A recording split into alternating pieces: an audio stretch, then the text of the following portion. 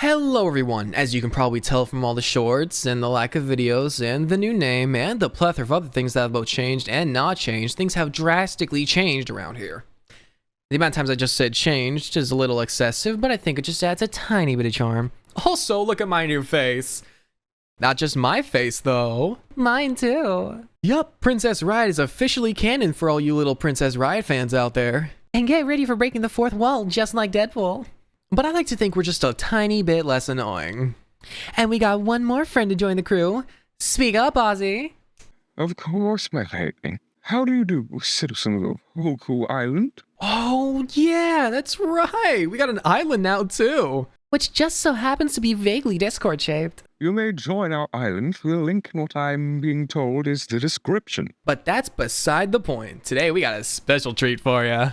As I rise to content after our not-so-short retirement, we got something we've never made a video out of planned for you. And something the twins still struggle with, though. Live on the Twitch called Prince Riot in all lowercase. A challenge run for a game called Persona 3 Reload. The best game ever created. Actually, I personally think it's Undertale. And you'd be wrong. At all. But enough of all that. Without further ado, welcome to the first video of our journey to make the world smile. Starting with you amazing people. Let's get the show started.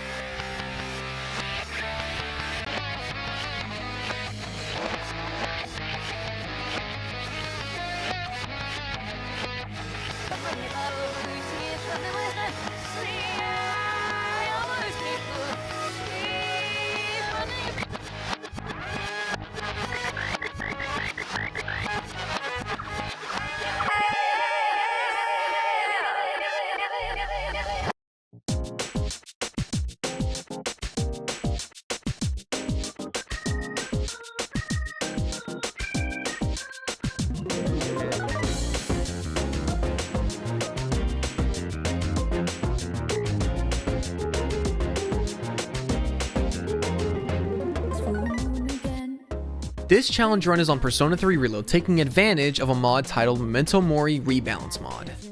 This mod dramatically amps up the difficulty of the game at its highest difficulty Katabasis, which is the difficulty we will be struggling through for this challenge. Any singular mistake or even bad bout of RNG can end a trip into Tartarus like a snap of a finger. Every single encounter will take meticulous planning and preparation to even have the slimmest chance of pulling out a win. Every unnecessary fight will push us into gambling items for an advantage. Finally, on top of the difficulty mod, there will be one extra layer of challenge. We will only be allowed to use 4 persona on the main character the whole run. Orpheus, Thanatos, Messiah, and Orpheus Telos. Now, time for the rules, because this is where things get kinda easier to understand. We must remain on the modded Katabasis difficulty and be using the hardcore setting for the mod at all times. We may only use Orpheus, Thanatos, Messiah, and Orpheus Telos in combat. Armageddon may never be used under any circumstance, barring one required use. All requests must be completed.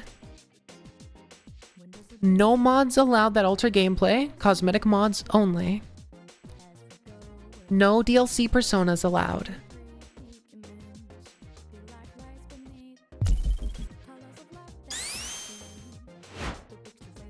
Now obviously this challenge doesn't exactly sound like a walk in the park, cause it ain't. There is a shit ton of intricacies that make this challenge very strategic, with a lot of number changes to ally number and enemy numbers alike. And we know that parts like the numbers may be boring for a lot of you, so we'll try to make sure to put timestamps so you can skip past all the boring number stuff and right to our more direct commentary on how we dealt with this bullshit. This video is going to cover everything up to the day after the Priestess boss fight. So let's get on with it and throw ourselves right into the meat.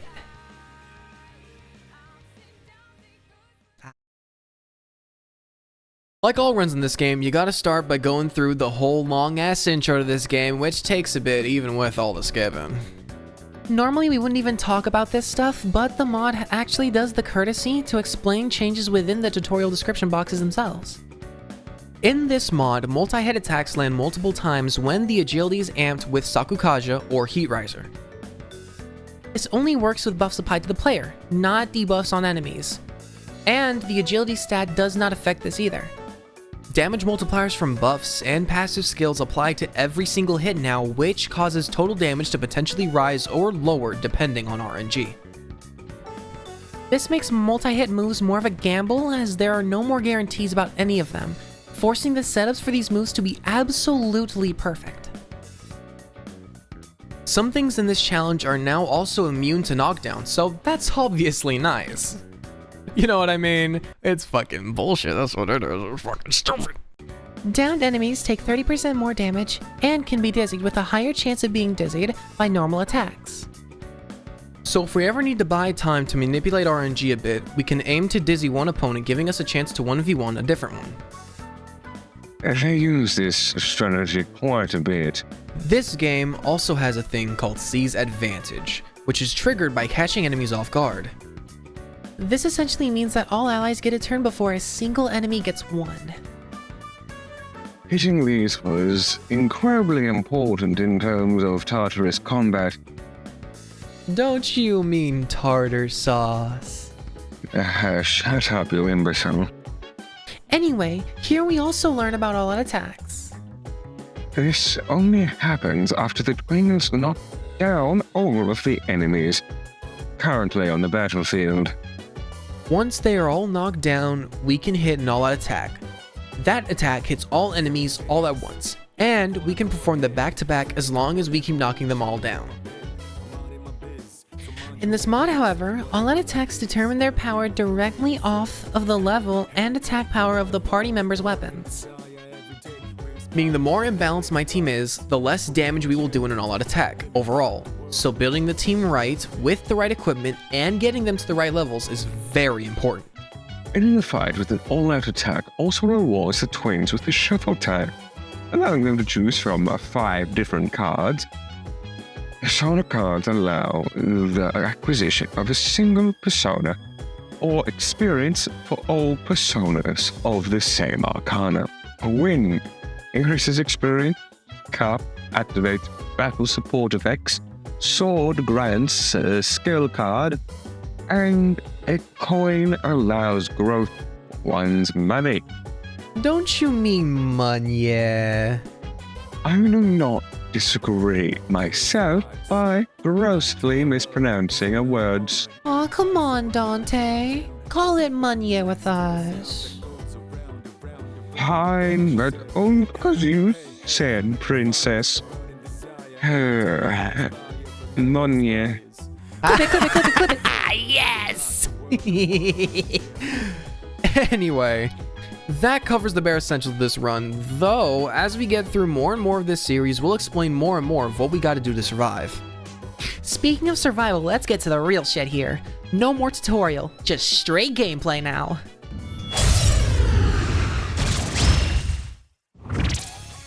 Due to the nature of the difficulty we're on, we take a significantly longer amount of time than one normally would while playing this game. Even if we resist a move, we still take high damage from it, so in this challenge our most advantageous move is to avoid allowing enemies to have any turns. We also need to talk about one important thing that is, of course, an issue caused by one of the most important rules of this challenge. For a good 70% of this challenge, we are stuck with just baby boy Orpheus, and he's got a lot of changes. Orpheus in general is a pretty bad starting persona out of all the games in general, since he starts off with double the weaknesses, being both weak to dark and electric, and this is to pressure you to fuse him off faster.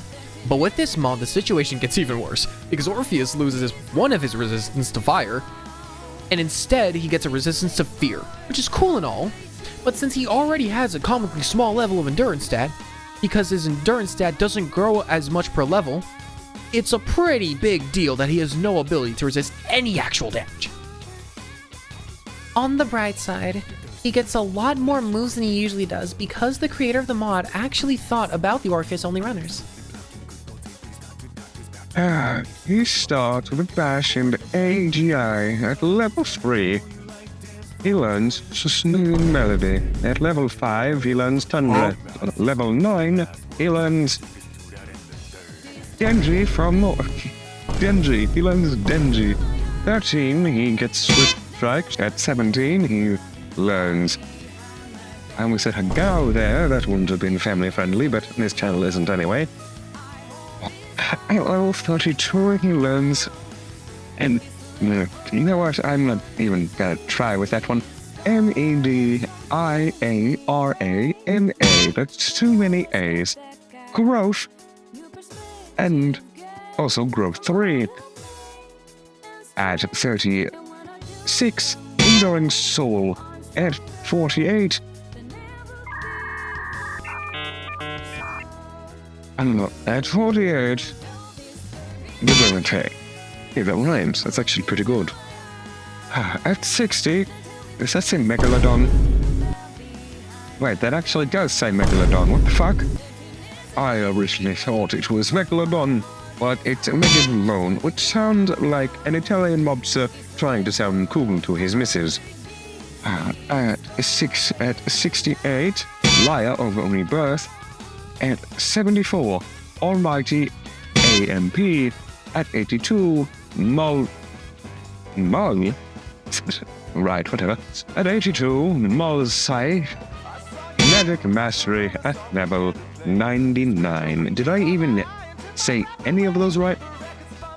This may sound like a good thing for us, but because Orpheus is the starting persona, he actually takes a much higher amount of XP to increase by even 1 level than any of the other allied personas.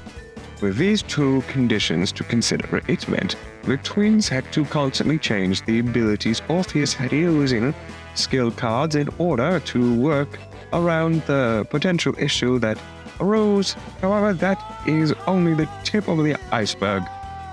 As previously mentioned, the C's advantage is almost necessary for these two to even have a chance at beating the challenge.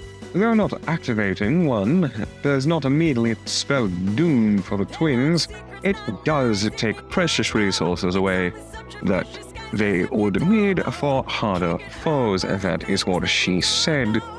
Now in the beginning, the most important thing was killing any enemy you could find and making as much use out of the one more system as we possibly could. Unfortunately, multiple common enemies on these floors have only a weakness to ice. So you may be wondering how we got around this issue. And to put it simply, we didn't. We just prayed for crits and killed them all physical moves as fast as we could, so we didn't take any damage. And that right there is going to be how we cover for anything we do not hold the weakness of. Crits. See, crits knock down enemies without using any SP, and sometimes it deals more damage than magic attacks. These moves ended up being our typical strategy for dealing with enemies, but honestly, because of our lack of ice and electric skills, winning some fights were really difficult, even though they're just basic bitch baby enemies. So we ended up losing lots of items just to these fights. There is one other ability in this game that's important, but that shit don't unlock for a little bit, so we'll talk about it later. From this point forward, now that basic combat has been explained, we're going to avoid talking about normal encounters unless a new function is introduced or something interesting happens. Instead, we're going to focus on talking about the real assholes of this run. The Gatekeepers. Initializing Gatekeeper sequence. This party will get started in 3, 2, 1. Ladies and gentlemen, let the sparks fly.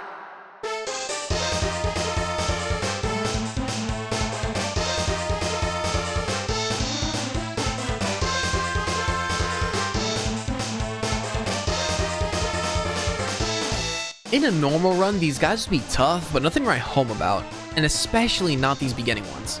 But in this challenge, these guys are torture incarnate, hell given form, terrors after our souls. Even the first one, who is literally meant to be a tutorial gatekeeper, was such a big challenge. It forced us to run like a bitch and go grind levels and go get better equipment. Or, every single mini-boss encounter. Which means all of these mini-bosses are going to be... Can you help him?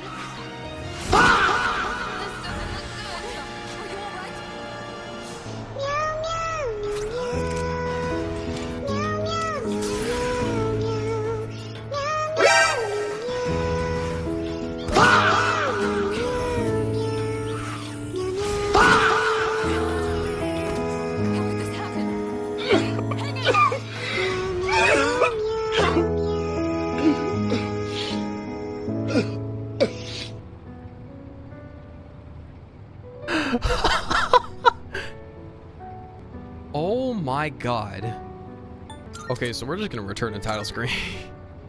So at least I can tell you that I was 100% correct and that we are not beating that right now.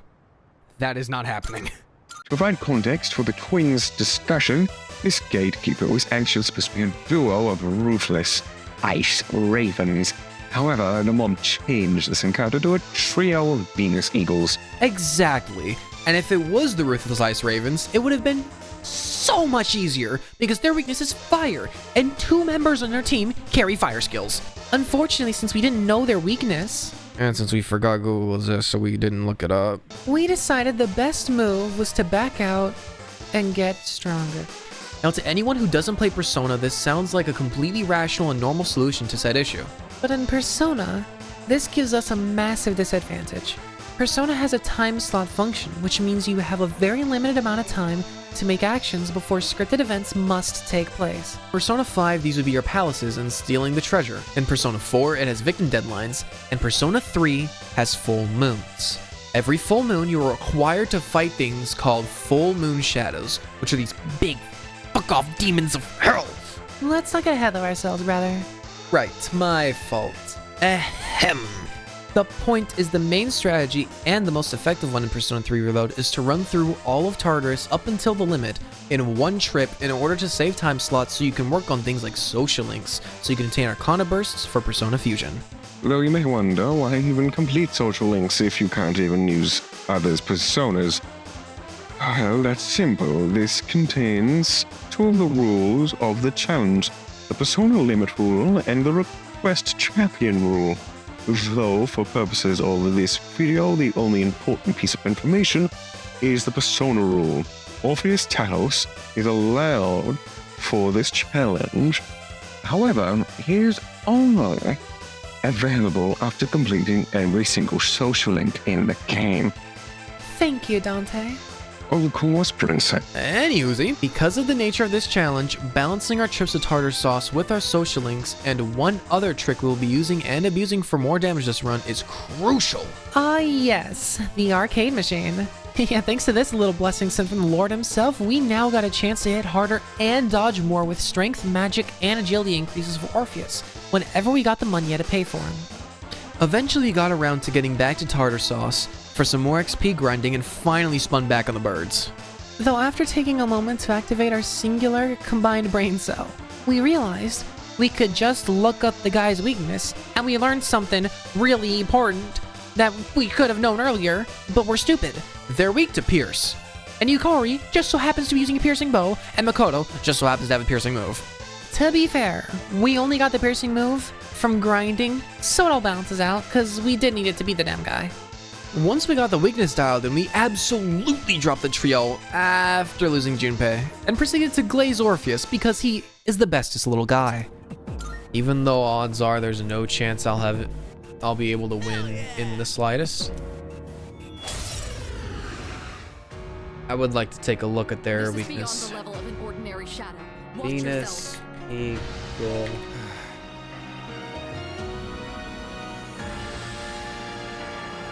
Wait, weak to pierce damage. Wait. I might actually have the perfect build for killing them then. Hold on. Oh my god, I stand a chance. I stand such a big chance, actually. Oh, come on.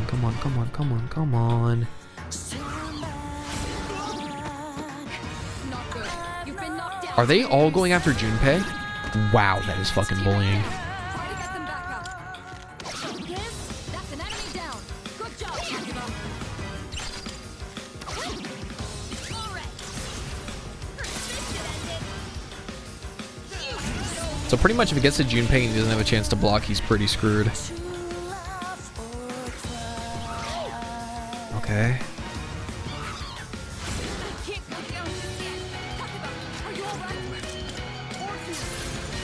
Come on, come on, come on, come on.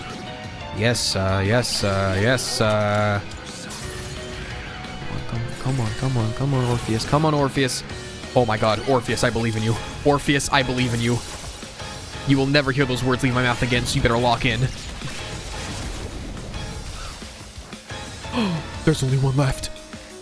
I'm so proud of you, Orpheus. I'm so proud of you, Orpheus. You did good, my child. You did good. Because of this, bestest little guy, we unlock the move that we mentioned earlier. This ability is called shifting, and what this does is after knocking down an enemy, you can pass your turn to a teammate in order to exploit a second weakness that the current attacker may not have. This is important because it allows us to kill the whole group of enemies in one turn and allows us to conserve SP by shifting to characters with higher SP. It is honestly such a versatile ability, and it is very heavily important to exploit this move the most we can. And this actually transitions us nicely over to the next Gatekeeper. And this little demon bastard made my life miserable. Unlike the other enemies though, we have a good idea on how to hurt this guy. Though he deals such a high amount of damage that killing him at this point was an impossibility. I mean, he had every possible advantage. He had strength, speed, he had everything over us. So we had to back out again and return to the normal world in order to find a new way to end him. All right. Hit the big wheel right away with Tarunda.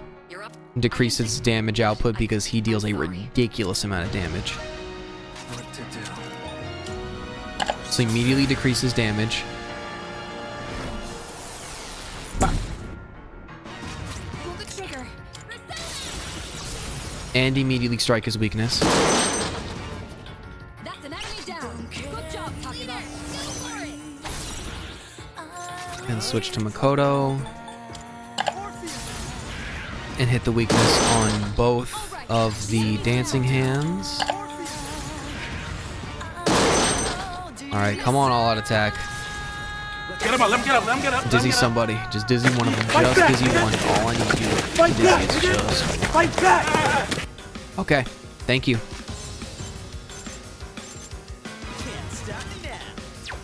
Okay, for these guys, I just have to gamble on landing a crit since... Even with the damage reduction? One hit kill even with the damage reduction? Are you serious? God damn! The enemy's down. Good hit. I just gotta make sure that guy can't fight then. Screw the all-out attack. Oh my god, bro. Oh, great. Okay. Weak. Oh. Well done. They go for Orpheus weakness. Ugh, that's not good. The enemy's down. Good hit.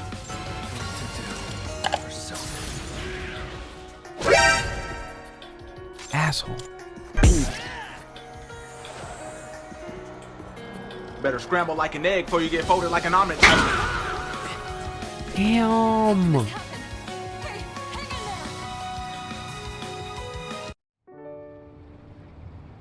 there. Okay.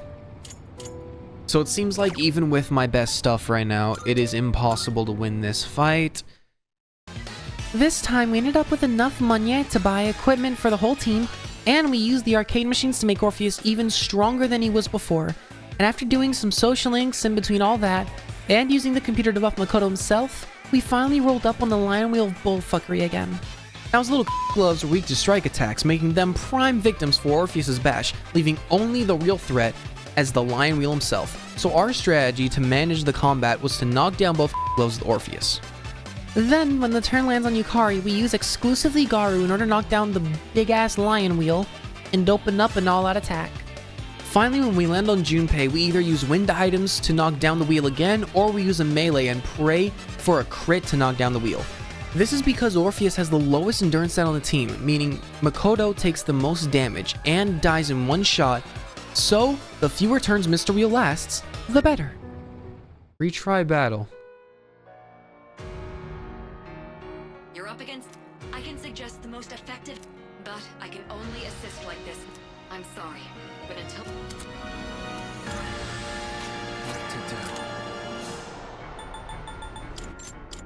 Right, I should hit the weaknesses first. All right, the enemy's down. All right, the enemy's down.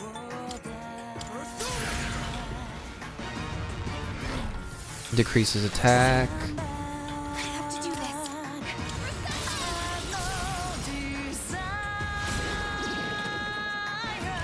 I hope you're ready. We're not gonna go Okay, dizzy one of them. Come on, dizzy one of them. Come on, come on, come on, come on, come on, come on, come on. Okay. Okay, that's big. That's big. Do I? Oh, hell yeah.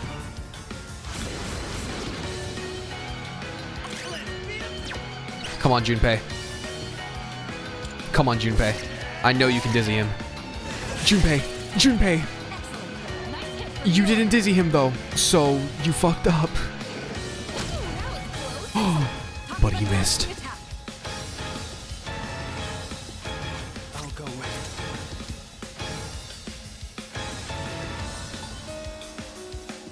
Okay.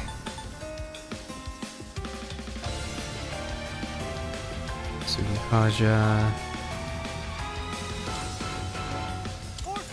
Increase allies' agility. Yeah, screw it. Let's do it. in this situation. Knock this guy down. All right, Okay, here we go.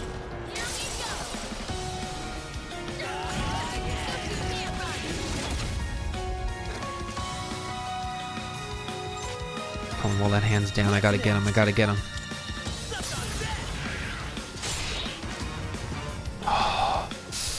Okay, who's he going after? Your health. Oh, Do you have any healing? it's fine. Heal the big guy all you want. Yeah, that's right. Waste your turns healing him. Yeah, that's what I wanted you to do. That's what I wanted you to do, fucker. That's what I wanted you to do. All right, the enemy's down.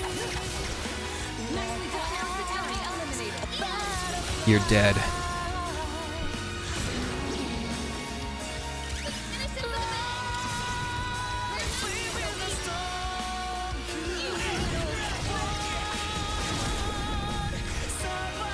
The healers are down. You're the last one left, big guy.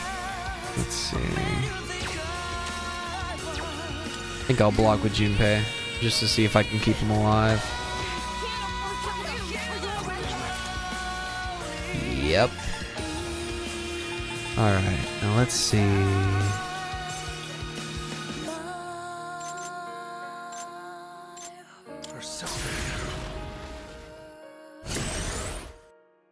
In this situation. His attack's lowered, but not for long.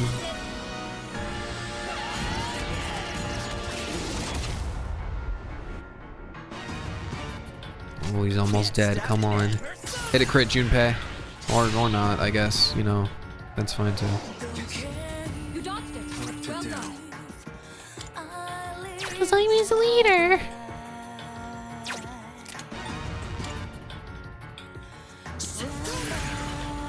Okay, dickhead. The team looks exhausted. Try to focus on healing. This guy's so dead. Oh yeah, it's wraps. This fight's over.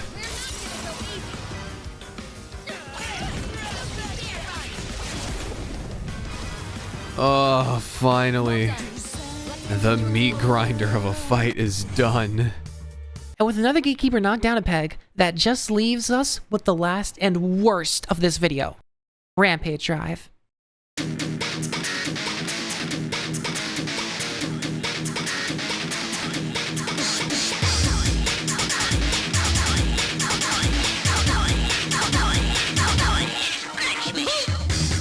This one took us damn near a whole hour because it finally came down to the hidden factor of this challenge that can make or break any singular fight.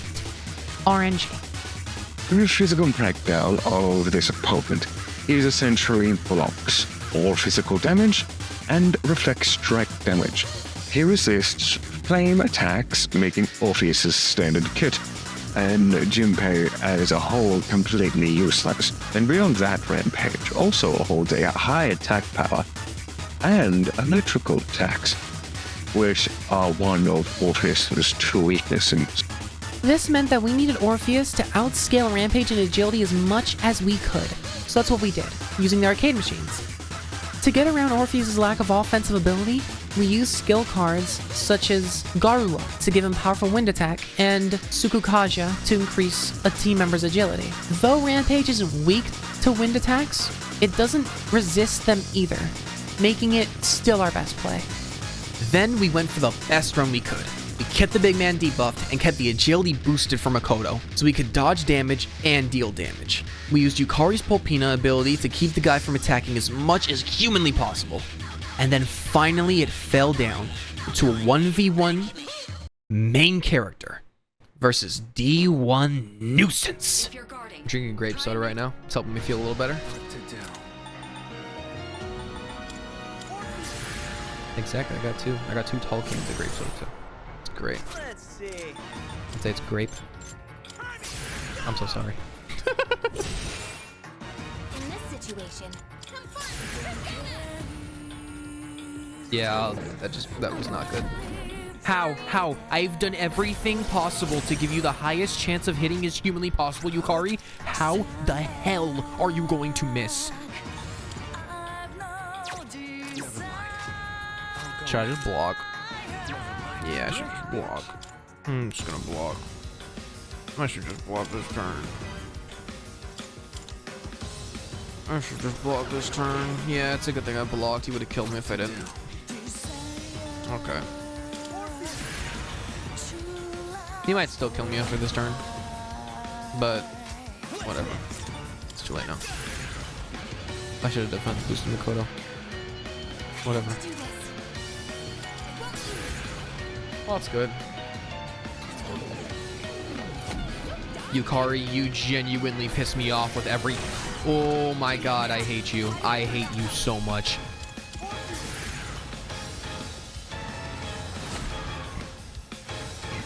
in this situation, Well, that's good.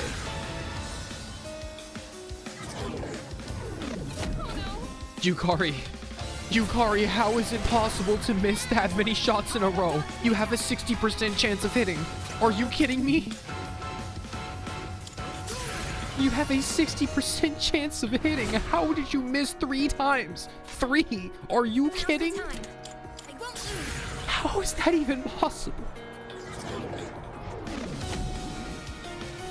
Fucking finally.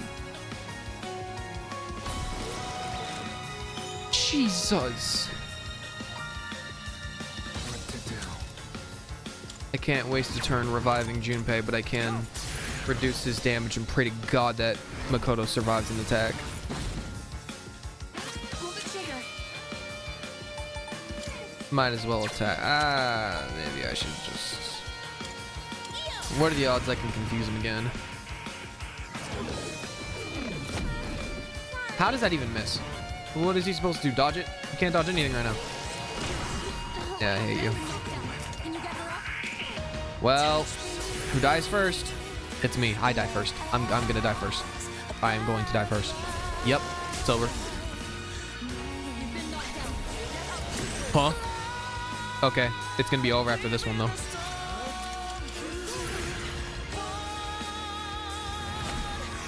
But you know what? In one turn, I already got him under half health. So.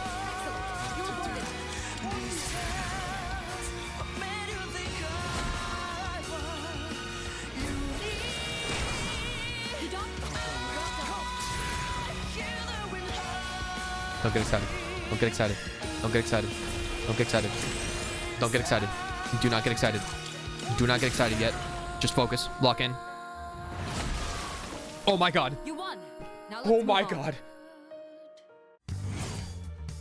Oh my god. Dude. Dude, that was the luckiest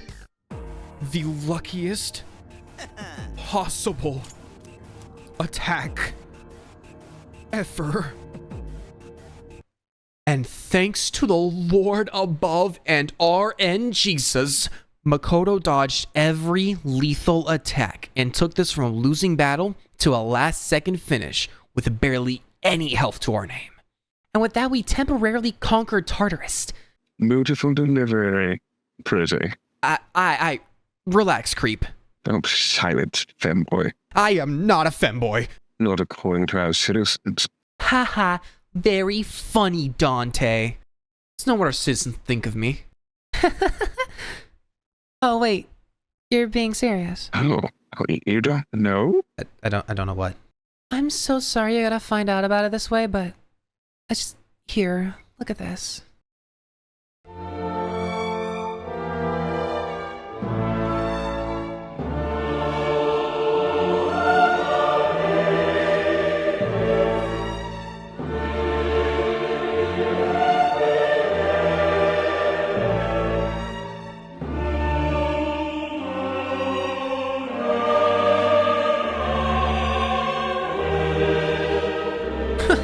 I mean, come on, guys. These are clearly photoshopped. I am sorry, friend. Come on, man. It's not my fault I don't have a deep voice. There, brother. You mind, Dante? I'm gonna help him calm down. Of course, Princess. This brings things to the file of this video. Priestess.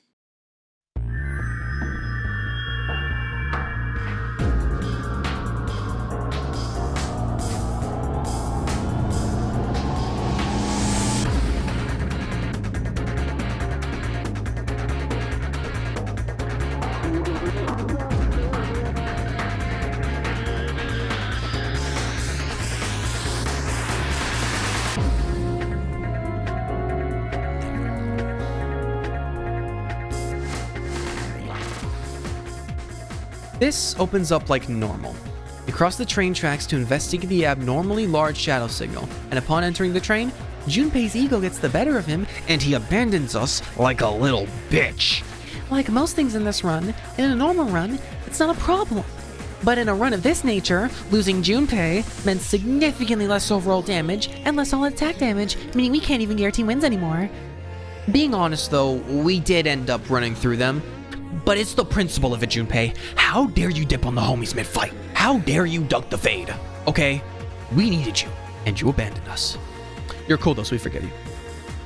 And here she is, good old BJ herself, the Priestess. And speaking of which, first things first, why the hell she posted up like that? It is creepy as hell. Speak for yourself, fanboy. Not a fanboy.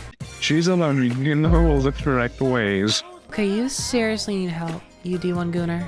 What does that mean? Anyway. Don't ignore me. Anyway! I said don't ignore me. This boss fight was a struggle. Genuinely, it took us damn near 2.5 hours to beat. This boss is a heavy ice opponent, wielding attacks that have lower accuracy but much higher damage, with an extremely high health pool, and skills that can distress, confuse, and charm our team. This went down to a battle of pure strategy, and if that isn't the worst of it, the boss has a 30-minute time limit, which is really more like 10-minute time limit, because throughout the fight, she reduces the timer twice, and she can summon allies. Now looking at things positively, she did however have a fire weakness, meaning keeping Junpei and Makoto alive was of dire importance this fight, to deal enough damage to kill her in the time limit. Each of her lackeys also have weaknesses which, if exploited right, could let us deal even extra damage to her. Though the majority of the first hour of this fight was a memorization game, most of the full moon bosses have a distinct patterns they follow, triggered by certain things like health values or a specific turn count. See, Priestess follows this rough pattern. Absolute Zero, which hits all allies with a powerful ice attack. Then Invitation to Chaos, which hits all allies and reduces the time on the timer. Then Summon. Depending on how we do, she will then do a random attack from her skill pool, or she will use Absolute Zero. Or if we kill the summoned allies before the enemy turn, she'll use Summon to bring in new enemies and then follow with the aforementioned attacks. Then she will always follow her next Absolute Zero with another Invitation to Chaos, and her last Invitation to Chaos of the fight, reducing the timer to around 3 to 5 minutes depending on how long we take to fight. Then if we can make it this far, we get into winning territory. Her next move will be one of her control skills, or on rare occasion, an Absolute Zero, and then summon. Finally, depending completely on RNG, she will continue to use control skills, or she will use Absolute Zero again. Then, even more rarely, if you last long enough, she'll summon 2 more allies and switch to using Bufla, a weaker but more accurate single target ice skill that will almost always kill Makoto in one hit. Now, even though it sounds like she's incredibly predictable, this is actually a really RNG reliant fight. See, those skills only target specific people, and if it ends up targeting and hitting Makoto, it's pretty much an instant loss, unless the move that lands is Distress. This goes for double if everyone else is either charmed or confused before Makoto is. Makoto also happens to be our highest damage dealer for this fight, so keeping him on the field is necessary for even having the slimmest chance of winning this. But one thing we did learn is that Priestess has a higher chance of attacking someone who's blocking than someone who isn't, and that is something we knew we could exploit. See, after a certain point, we have really good odds of winning this fight, but the whole reason we lost so much was because Makoto spends this whole fight with the ability to die in one hit due to Orpheus's lack of endurance, which really turned this fight from when we could win to a matter of good or bad RNG. But if we use the AI against itself and abuse the fact she's more likely to target a blocking character, we can buy more time for Makoto to survive. We lost a bunch of rounds to the timer, of course, since attacking her and her summons all at once is a ridiculous challenge. But we developed a solid way to force her to the latest parts of her cycle. Killing her summons actually forces her to skip using control moves or combat moves like Bufula too early, so the strategy to beat her was to disrupt her cycles and force her to further ones early by dealing with the summons and forcing her all the way to her weakest moves as fast as we could, making sure to block Absolute Zeros and Invitation to Chaos is leading to the final godsend of the run.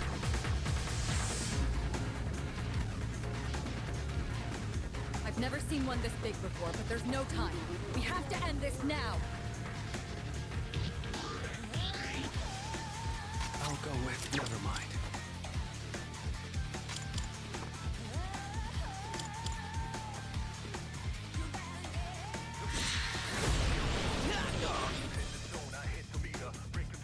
What to do?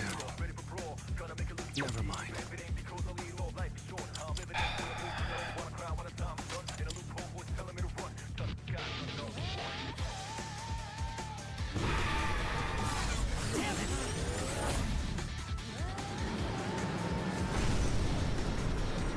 It sped off the monorail?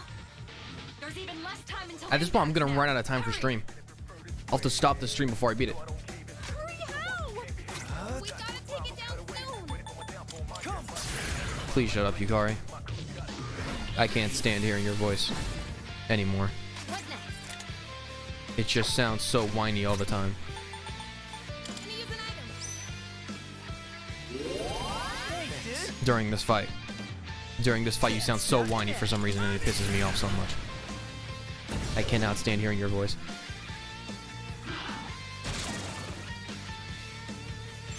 It called in reinforcements. Just what we needed. I have to do this.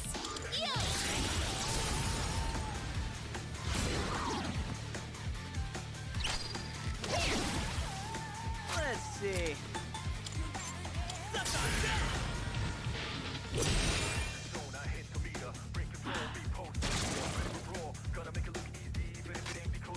What to do?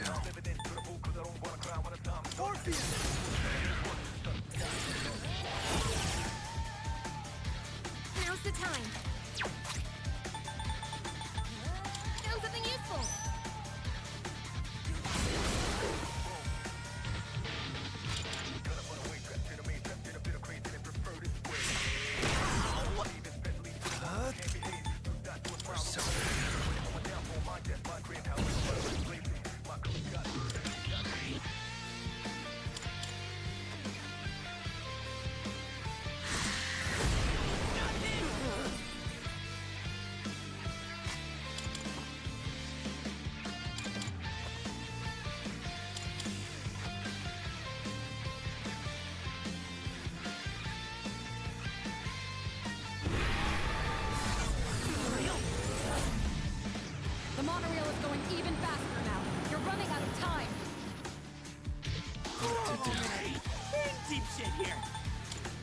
Not that.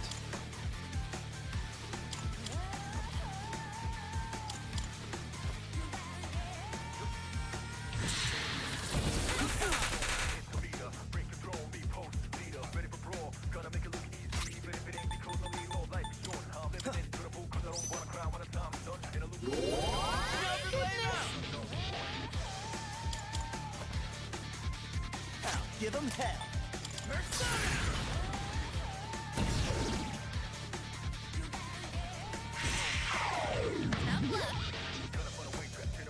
I'll go with.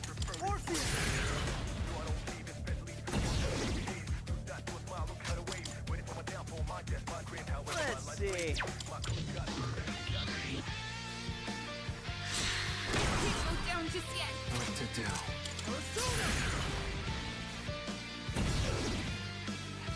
I have to do this. Help me.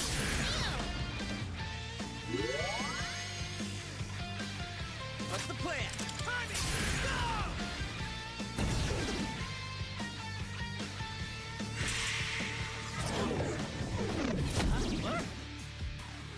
I'll go with.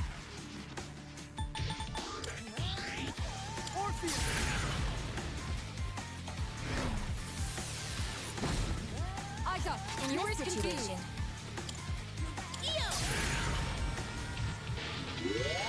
Thanks. Can't let this go to waste. Appreciate Okay. Well, on the bright side, you can't hit two at the same time, so. I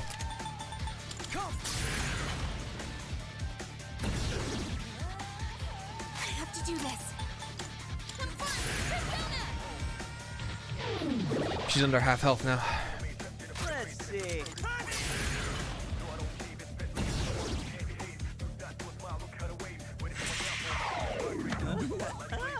I don't like this. Snap him out.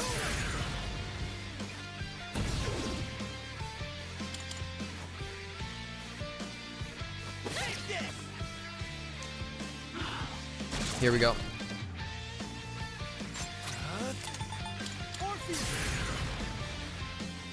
This is gonna miss. Okay, I got scared. I'm not gonna lie. That's why I said that. I got really scared.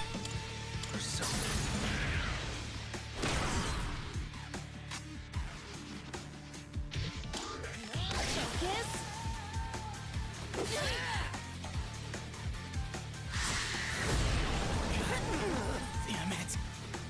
Fior's Okay. up. Can you help him?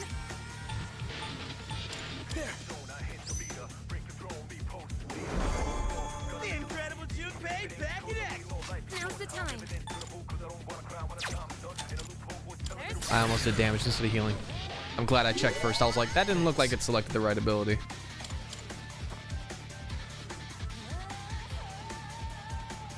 Ufula? Thank God I blocked. Thank God I blocked. That would have killed.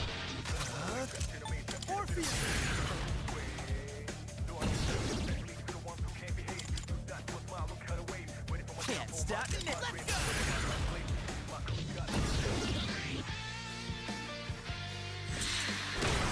This doesn't look I'll go good. with. Come. What next? Have fun, Persona!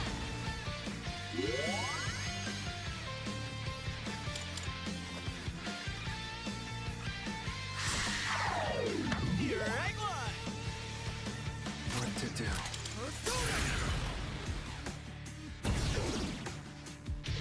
Now's the time. What's next? Persona.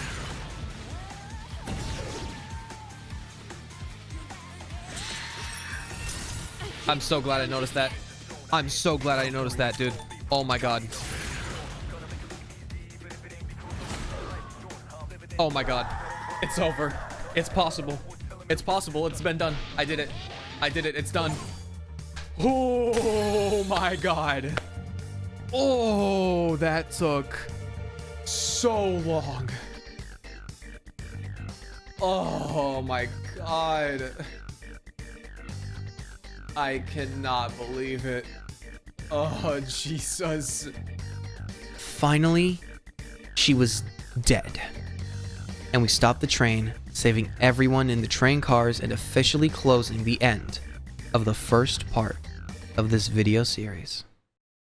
First off, thank you so much for watching all the way to the end. We generally couldn't be any more grateful for you guys. Not just me, the whole team behind making this video happen. The emotional support, my voice acting friends who's helped voice act this whole video. We really appreciate you all. Thank you so much. You guys are truly the best, and if you could do us a favor and like and subscribe and follow us on Twitch where we stream the run live as well as a shit ton of other games. Please join our islands through our Discord link. We hope you have a good rest of your day. And you all remember to smile because you all deserve to be happy. Love yourselves and love each other. And we'll see you all next time. And just so everyone knows, Love y'all. y'all.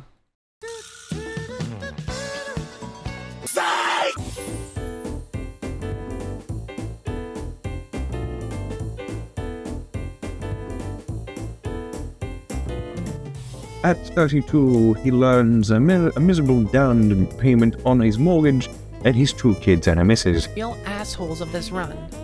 The Gatekeepers. The Gatekeepers. The Gatekeepers. The Gatekeepers. There we go. Okay. Instead, we're gonna focus on talking about the real challenge. Fuck. At 38, he realizes he wants a divorce, but at 40, he realized it was just him getting drunk. Like, no, that's not funny. Hold on. Bleh. God damn. Okay, scroll down. To the friend. Hi again. Random noises with grocery after dark. Yuck. I'll come back next time for funny laughs with Russian activator. And at 36, he realizes his meaning in life has long since passed in. That's why I'm reading it like this. Looks like yak. We decided the next move was to back out and get stronger. Laddie. We decided to back out and make sure we get stronger, laddie. Sounds like a completely rational, normal decision.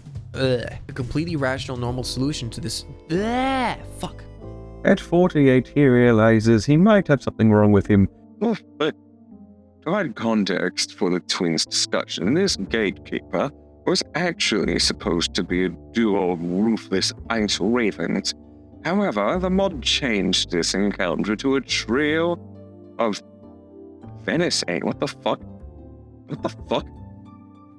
I should really pay attention to stream more often. At 60, he and his missus are alone. To provide context for the Queens, fuck me.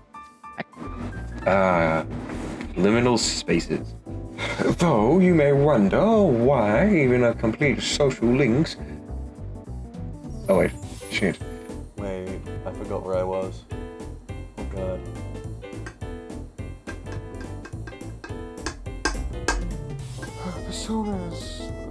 Persona 3 is weird. This channel is just difficult. That's why. Go fuck yourself.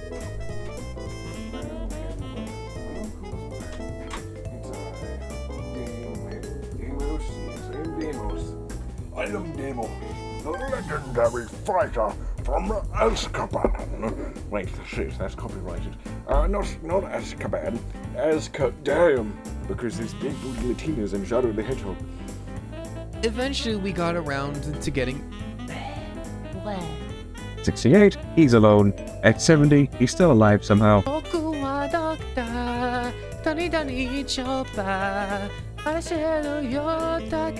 Give me somebody. You're that far in? Dude, I'm like halfway.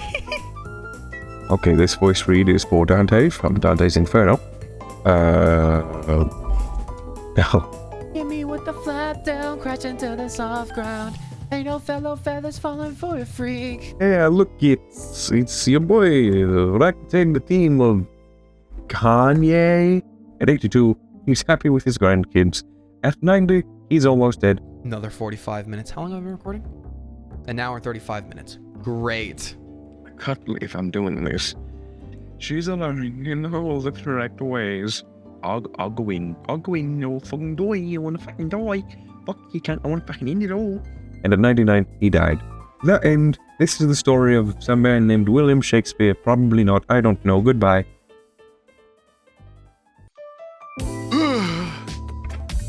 So she's so yummy for you to bang bang. Hey, hey, girl, I'm into you. Hey, hey, you don't want to do this, you bang bang. What do I say? Choo choo train train. Proclaim that secret, motherfucker. Kulele. This is a really good script, holy shit. Bang bang, she comes around for the auto bang bang. Cause I put it down with the auto bang bang. The other guys can't do the same thing, so she keeps on coming, yeah. For the auto bang bang. For the auto bang bang.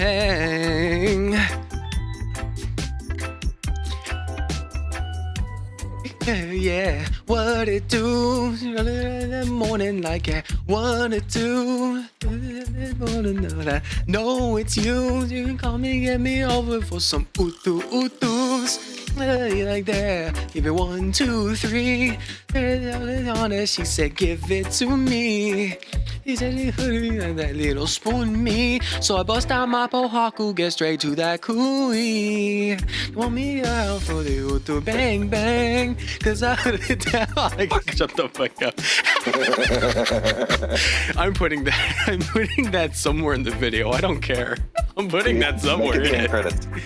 Make it the end. You're so right. I'll make it the end credits. It's fucking hilarious.